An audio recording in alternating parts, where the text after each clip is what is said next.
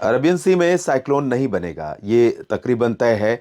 और इस बात के बारे में शुरू में ही चर्चा की थी, आज से काफ़ी दिन पहले ही, जब ये सिस्टम यहाँ से केरल और दक्षिणी कर्नाटक के ऊपर से आगे बढ़कर अरब सागर में पहुंचा था। लेकिन इस समय इसकी जो इंटेंसिटी है वो डिप्रेशन की है, धीरे धीरे कमज़ोर होगा और अगले 24 घंटों में ये well mark low pressure area में कन्वर्ट हो जाएगा। और लगातार पश्चिमी दिशा में बढ़ रहा है ये सिस्टम। थोड़ा सा पहले उत्तर की तरफ गया था, उत्तर पश्चिम की तरफ, उसके बाद अब दक्षिण पश्चिम की तरफ जा रहा है, लेकिन पैरेलल ही जाएगा, समानांतर दिशा में आगे बढ़ेगा। भारत पर इसका प्रभाव आप यहाँ क्लाउड में देख सकते हैं, किस तरह से अभी भी क्लाउड ये थ्रो कर रहा है भारत के तमाम इलाकों पर। और खासतौर पर प्रभावित हो रहे हैं महाराष्ट्र, गुजरात और राजस्थान के कुछ इलाके, साथ ही उत्तर प्रदेश में पश्चिमी भागों तक इसके बादल पहुंचे हैं, आप देखिए। लेकिन ये बहुत हाई क्लाउड्स हैं, इन क्लाउड में बारिश होने की संभावनाएं बहुत कम होती हैं। बारिश वाले बादल जो दिख रहे हैं आपको, वो ये हैं, बारिश वाले बादल ये हैं। और इस तरह के बादल अगर आपको दिखाई देंगे सैटेलाइट तस्वीरों में, तब आप अंदाज़ा लगा सकते हैं यहाँ पर बारिश होने की संभावना है। तो फिलहाल भारत पर ये बारिश दे नहीं रहा है और ना ही देगा आने वाले समय में, लेकिन कुछ इलाकों पर इसका इम्पैक्ट दिखाई दे रहा है। एनिमेशन अगर हम देखें तो किस तरह से बादल मूव कर रहे हैं, आप अंदाज़ा लगा सकते हैं। और साथ ही साथ यहाँ पर बना जो लो प्रेशर सिस्टम है बंगाल की खाड़ी में, ये आप यहाँ देख सकते हैं दक्षिण पूर्व एशिया के भागों से लेकर किस तरह से काफ़ी डेंस क्लाउड हैं। और ये भूमध्य रेखा के ऊपर का हिस्सा है पूरा। भूमध्य रेखा के ऊपर के इलाकों पर यहाँ पर अगर हम बंगाल की खाड़ी से सटे हुए रीजन्स की बात करें तो थाईलैंड, गल्फ ऑफ थाईलैंड के आसपास से लेकर सिंगापुर और मलेशिया, इन भागों के ऊपर, साथ ही साथ अंडमान और निकोबार द्वीप समूह के क्षेत्रों पर, और साथ ही बंगाल की खाड़ी के दक्षिणी पूर्वी, दक्षिणी मध्य और दक्षिण पश्चिमी इलाकों तक घने बादल पहुंचने लगे हैं। ये लो प्रेशर एरिया मूव कर रहा है पश्चिमी दिशा में और आगे इंटेंसीफाई और हो सकता है और भारत के इलाकों को भी प्रभावित कर सकता है। श्रीलंका पर इसका इम्पैक्ट बहुत ज़्यादा पड़ने वाला है। इसके अलावा उत्तर भारत के क्षेत्रों पर फिलहाल कोई ऐसी क्लाउडिंग ज़्यादा नहीं है और ना ही चांसेस अभी हैं कि अगले 24 घंटों में कोई बादल पहुंचेंगे। ज़रूर डब्ल्यूडी आते रहेंगे, लेकिन कितना इम्पैक्ट पड़ेगा ये इंपॉर्टेंट है। आइए जानते हैं कि कहाँ पर उम्मीदें बारिश की हैं, कहाँ पर तापमान में गिरावट की संभावना है। बारिश की उम्मीदें दोस्तों बहुत रेयर दिखाई दे रही हैं। सिर्फ सेंट्रल इंडिया और साउथ इंडिया के कुछ इलाकों में बारिश की संभावना है। सेंट्रल इंडिया में गुजरात के कच्छ रीजन पर, जहां पर लंबे समय से मौसम सूखा बना हुआ है, लगभग 80% की डेफिशिएंसी सौराष्ट्र और कच्छ दोनों रीजन को मिलाकर बारिश की है यहाँ पर। और पूर्वी रीजन में सरप्लस रेन है, क्योंकि अक्टूबर महीने में काफ़ी ज़्यादा बारिश पूर्वी क्षेत्रों में हुई थी। अहमदाबाद, सूरत, वलसाड़, नवसारी से लेकर डांग, तापी, भरूच और छोटा उदयपुर समेत तमाम जगहों पर। और इस समय भी जो साइक्लोनिक स्टॉर्म आया था मैंडस, उसके प्रभाव से जब सेंट्रल इंडिया पर बादल पहुंचे तो गुजरात के दक्षिण पूर्वी इलाकों पर भी कुछ बारिश रिकॉर्ड की गई है। गुजरात के इलाकों में तो यहाँ पर बारिश हुई है। सौराष्ट्र में भी थोड़ी बहुत वर्षा हुई, सोमनाथ, वेरावल में, लेकिन उतनी नहीं हुई है कि वो जो 70% की कमी है उसकी भरपाई कर सके। और ये जो बादल दिखाई दे रहे हैं, यहाँ बारिश की संभावना है। यहाँ द्वारका से लेकर भुज और कच्छ के बीच में, यहाँ पर इस बारिश की संभावना से भी इसमें कोई फेरबदल इन आंकड़ों में नहीं होगा। सेंट्रल इंडिया में बाकी जगहों पर, मध्य प्रदेश में बारिश हो रही थी, अब फिलहाल शुष्क हो जाएगा मौसम लगभग सभी जगहों पर। आज भी शुष्क ही था, लेकिन कल और भी क्लियर वेदर हो जाएगा। यहाँ पर हवाएं उत्तर दिशा की चलने लगेंगी। अरबियन सी का इम्पैक्ट यहाँ पर मध्य प्रदेश में किसी भी शहर में बमुश्किल ही दिखाई देगा। तो नीमच हो या धार, खरगोन, मंदसौर और उज्जैन, इंदौर, धार और आसपास के इलाके, रतलाम, इन सभी भागों से लेकर भोपाल, विदिशा, बैतूल, होशंगाबाद, छिंदवाड़ा समेत जबलपुर, उमरिया, मांडला, बालाघाट और सीधी सिंगरौली, रीवा, शहडोल, अनूपपुर, डिंडोरी, कटनी से लेकर ये पन्ना, सागर, सतना, रीवा समेत खजुराहो और इधर टीकमगढ़ से लेकर ग्वालियर, भिंड, मुरैना, दतिया, श्योपुर, शिवपुरी समेत तमाम शहरों में क्लियर और ड्राई वेदर रहेगा। उत्तर पश्चिमी हवाओं का असर यहाँ पर बढ़ने से तापमान में भारी गिरावट होने की संभावना है, लेकिन मिनिमम टेम्परेचर ही गिरेगा। और तब तक सर्दी का एहसास लोगों को नहीं होगा कि अच्छी सर्दी पड़ रही है, जब तक कि मैक्सिमम टेम्परेचर में गिरावट नहीं होती है। यानी कि दिन में जब तक हेज़, या मतलब जिसे धुंध कहते हैं हम, हमारे ऊपर लोअर ट्रोपोस्फियर में जब तक कुहासा, धुंध या कोहरा और या फिर बादल लगातार दिखाई नहीं देते हैं, और वो जो धूप और धरती के बीच का एरिया है उसको कवर नहीं करते, धूप के बीच में बैरियर नहीं बनते हैं।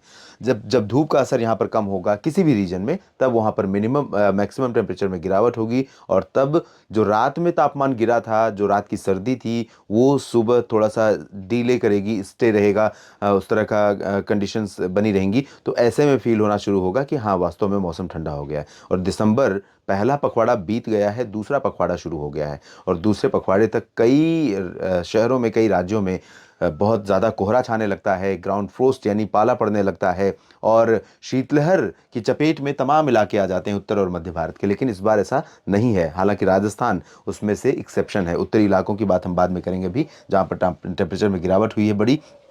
छत्तीसगढ़, ओडिशा, इन दोनों राज्यों में भी मिनिमम टेम्परेचर में गिरावट होगी, क्योंकि यहाँ पर जो उत्तर पूर्वी हवाएं चल रही हैं वो आंध्र प्रदेश के इलाकों को अफेक्ट करेंगी, सेंट्रल इंडिया पर इनका इम्पैक्ट नहीं रहेगा। तो कटक हो, पुरी हो, पारादीप हो या केंदुझार, बालासोर, भद्रक या राउरकेला, केंद्रपाड़ा और दक्षिणी शहर, इन सभी भागों में तमाम जगहों पर उत्तर पश्चिमी दिशा की हवाओं का इम्पैक्ट जैसे ही बढ़ेगा, यहाँ टेम्परेचर गिरेंगे। अंबिकापुर और कोरिया, सरगुजा से लेकर राजनांदगांव, रायपुर और बलौदाबाजार, भाटापारा, कबीरधाम, कवर्धा और ऊपर की तरफ, नीचे की तरफ चलेंगे तो यहाँ सुकमा, दंतेवाड़ा, बीजापुर, नारायणपुर, कोंडागांव यानी दक्षिणी हिस्सों में, इन सभी शहरों में तापमान में निश्चित तौर पर मिनिमम टेम्परेचर में गिरावट होगी। रात और सुबह के तापमान जैसे ही गिरेंगे, मौसम थोड़ा और ठंडा हो जाएगा। आपको ओस काफ़ी देखने को मिलेगी इन पूरे रीजन्स में। ओस खेतों में या खलिहानों में, ग्राउंड पर, पार्क में घास के ऊपर ओस की बूंदें काफ़ी ज़्यादा नजर आएंगी, लेकिन उनके ग्राउंड फ्रोस्ट में बदलने की संभावनाएं फिलहाल अभी नहीं है।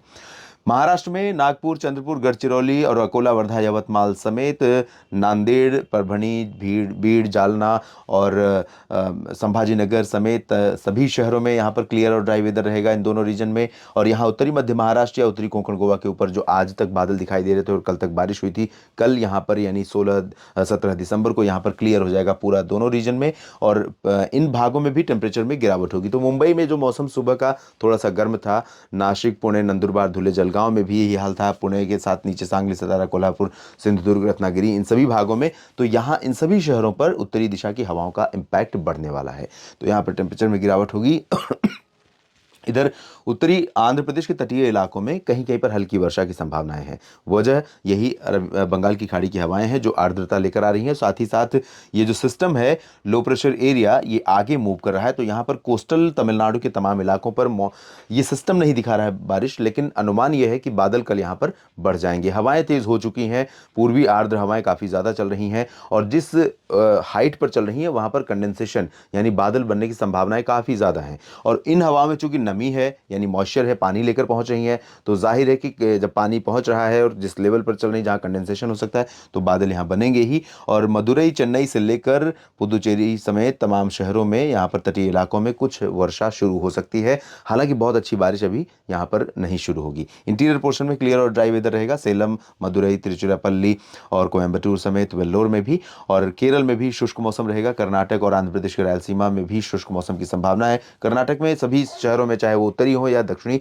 सभी शहरों में ड्राई और क्लियर वेदर की संभावना है। हालांकि बादल छाने की संभावना पूरे रायलसीमा और दक्षिणी आंतरिक कर्नाटक, तटीय कर्नाटक और केरल तथा आंतरिक तमिलनाडु के शहरों में भी रहेगी, क्योंकि यहाँ पर पूर्वी हवाएं चल रही हैं आर्द्रता लेकर। झारखंड में रांची, जमशेदपुर, देवघर, डाल्टनगंज, दुमका समेत लगभग सभी शहरों में उत्तर पश्चिमी हवाओं का असर बढ़ता हुआ दिखाई दे रहा है। तो दोस्तों, यहाँ पर मिनिमम टेम्परेचर थोड़ा और नीचे जा सकता है, मैक्सिमम अभी कोई ज़्यादा फेरबदल यहाँ पर भी नहीं होगा। कहानी कमोबेश अगर हम देखें तो उत्तर, मध्य और पूर्वी इलाकों में एक जैसी है। जो ट्रेंड उत्तर में है वही मध्य में और वही पूर्वी इलाकों में। तो यहाँ पर मैक्सिमम बढ़ेंगे, मिनिमम गिरेंगे। वही हाल बिहार में रहेगा, वही हाल पश्चिम बंगाल। पूर्वोत्तर भारत में क्लियर और ड्राई वेदर रहेगा। उत्तर प्रदेश के इलाकों में सोनभद्र और भदोही, वाराणसी, गाजीपुर, मऊ, बलिया, आजमगढ़, देवरिया, बस्ती से लेकर गोरखपुर समेत प्रयागराज, प्रतापगढ़, जौनपुर समेत अयोध्या, सुल्तानपुर, अमेठी, रायबरेली, कानपुर, लखनऊ, बहराइच, सीतापुर, श्रावस्ती, इन सभी भागों में भी पश्चिमी दिशा की हवाओं के चलते जो मैक्सिमम मिनिमम भी यानी सुबह का तापमान थोड़ा सा ऊपर चला गया था, सामान्य से ज़्यादा रिकॉर्ड किया जा रहा था। जहाँ पर 8 डिग्री नॉर्मल है, वहाँ पर 10-11 डिग्री रिकॉर्ड किया जा रहा था। लखनऊ की बात मैं कर रहा हूँ। तो ये हाल अब चेंज होगा और यहाँ पर कंसिस्टेंसी जो हवाओं की है यानी निरंतरता, ये लगातार हवाएं जो चलेंगी, इन हवाओं के चलते यहाँ पर टेम्परेचर में गिरावट होगी और ग्रेजुअल डिक्रीज होगी। धीरे धीरे नीचे जाता रहेगा तापमान, और लगातार बहुत तेज़ी से नहीं जाएगा और बहुत ये भी नहीं कह सकते 1-2 दिन गिरावट होगी उसके बाद बंद हो जाएगी, कंटिन्यूटी रहेगी। वही हाल पश्चिमी उत्तर प्रदेश में रहने की संभावना दिखाई दे रही है। राजस्थान के क्षेत्रों में अगर हम बात करें पूर्वी इलाकों की, तो यहाँ पर पहले से ही हवाएं उत्तर दिशा से चल रही हैं और उत्तरी क्षेत्रों में भी उत्तर दिशा की हवाएं, पश्चिमी क्षेत्रों में भी उत्तर दिशा की हवाएं चल रही हैं। यहाँ पर चुरू में आज minimum temperature 1.6 degree Celsius record किया गया था, जो सामान्य से 5 डिग्री नीचे है। तो ये ग्राउंड फ्रोस्ट के करीब पहुंच चुका है और यहाँ पर आपको पाला जल्दी ही देखने को मिल जाएगा अगर ये कंटिन्यूटी बनी रहती है। हालांकि 17 और 18 दिसंबर के बाद हवाओं का रुख थोड़ा बदल करके पाकिस्तान की तरफ से हो जाएगा। तो उस दौरान जो गिरावट अभी आज हुई है, जो कल होने की संभावना है, वो परसों के बाद फिर चेंज हो जाएगा वो सिनारियो। लेकिन यहाँ पर जैसलमेर, बाड़मेर, बीकानेर, जोधपुर, अलवर, अजमेर और जयपुर समेत तमाम जगहों पर तापमान में बड़ी गिरावट हो सकती है और सर्दी बढ़ेगी, बस इतना मौसम के हिसाब से आप समझिए, और बाकी कोई चेंज नहीं है। दिन में धूप लगातार रहेगी, तो दिन में मौसम थोड़ा गर्म ही हो सकता है कई जगहों पर, जैसलमेर, बाड़मेर, जोधपुर में यहाँ पर 28 डिग्री टेम्परेचर रिकॉर्ड किया जा सकता है।